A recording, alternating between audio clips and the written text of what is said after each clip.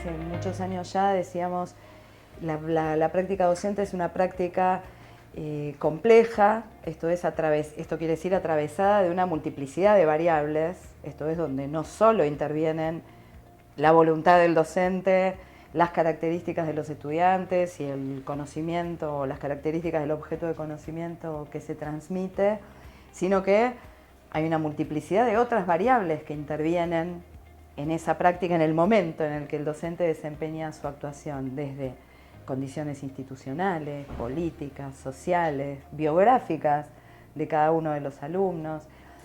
Entonces, la gran pregunta de la formación siempre fue cómo se forma para una práctica que tiene esa complejidad, que además, por muchos años se ha dicho, es una práctica indeterminada, esto es, no puedo predecir cuáles son las variables que van a intervenir en cada situación de enseñanza, y que además tiene la particularidad de que es una práctica que nos obliga a funcionar, digámoslo así, en la urgencia. Esto quiere decir, mientras un docente está dando clase, está en una situación de enseñanza, tiene que poder reaccionar y acomodar lo que está haciendo en función de unas variables que no sabe cuáles son las que van a estar interviniendo en el momento en el que está interviniendo. Históricamente, esta presencia de la práctica en la formación se ubicaba, y esta ha sido siempre la discusión, una formación práctica hacia el final de la formación de los docentes, en el entendido de que la práctica era un momento de aplicación de un conjunto de conocimientos que se habían adquirido a lo largo de la formación.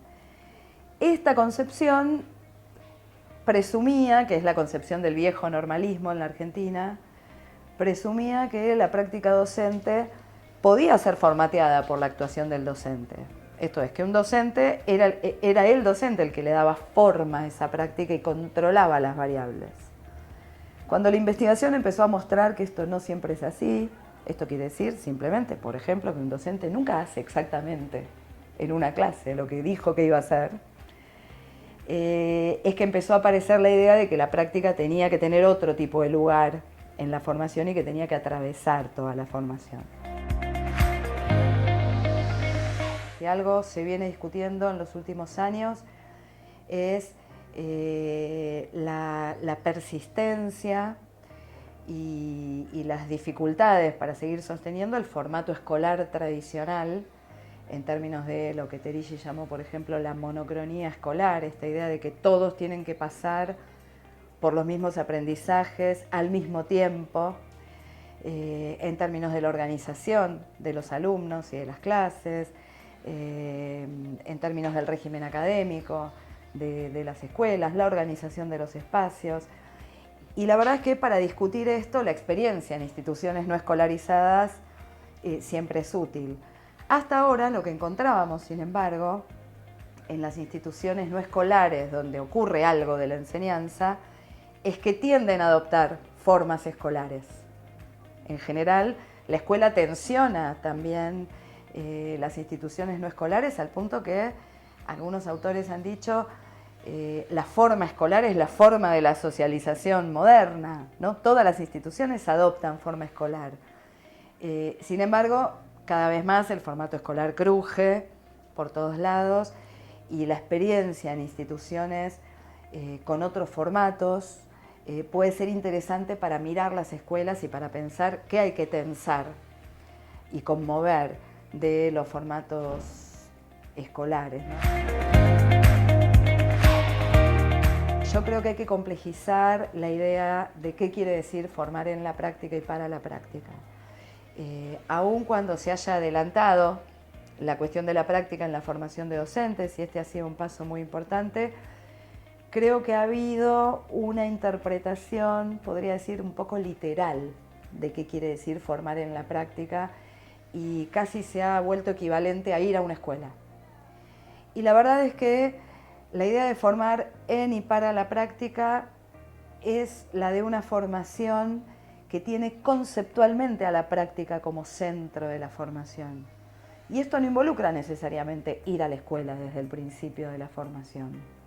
Vos podés traer la práctica a las instituciones formadoras de muchas maneras, enseñar un conocimiento disciplinar que un docente tiene que tener, sea un profesor en su disciplina o un maestro, entendiendo que estoy transmitiendo un conocimiento disciplinar para alguien que va a llevar adelante una práctica de enseñar ese objeto de conocimiento sin ir a la escuela, necesariamente.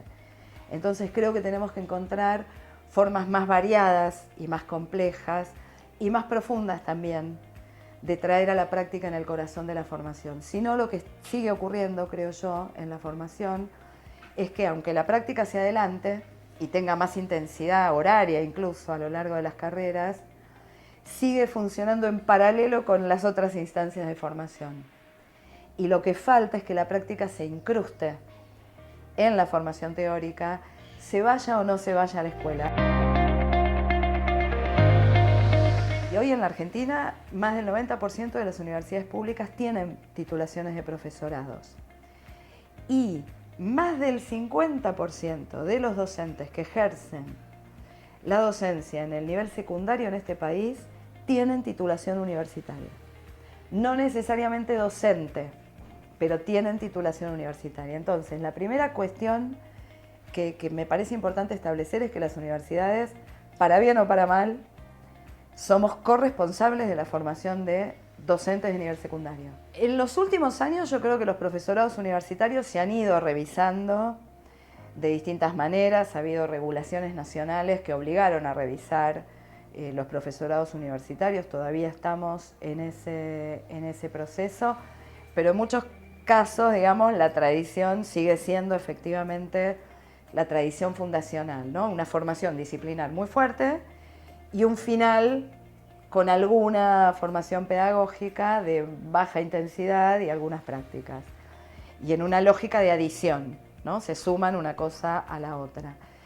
El problema en las universidades es que la discusión sobre, que es una discusión también muy tradicional en la formación de docentes, la tensión, digamos, entre la formación llamada general o llamada pedagógica y la formación en una disciplina es mucho más fuerte, porque la tradición es de base disciplinar en las universidades y la discusión interna es mucho más compleja para modificar nuestros profesorados. Somos el sistema institucional que hace el mayor aporte a los docentes que se desempeñan en el nivel secundario y tenemos una responsabilidad que asumir junto con las instituciones formadoras de nivel terciario. Ahí sí creo que los institutos de formación docente han avanzado mucho más en su reflexión interna y en sus reformas curriculares acerca de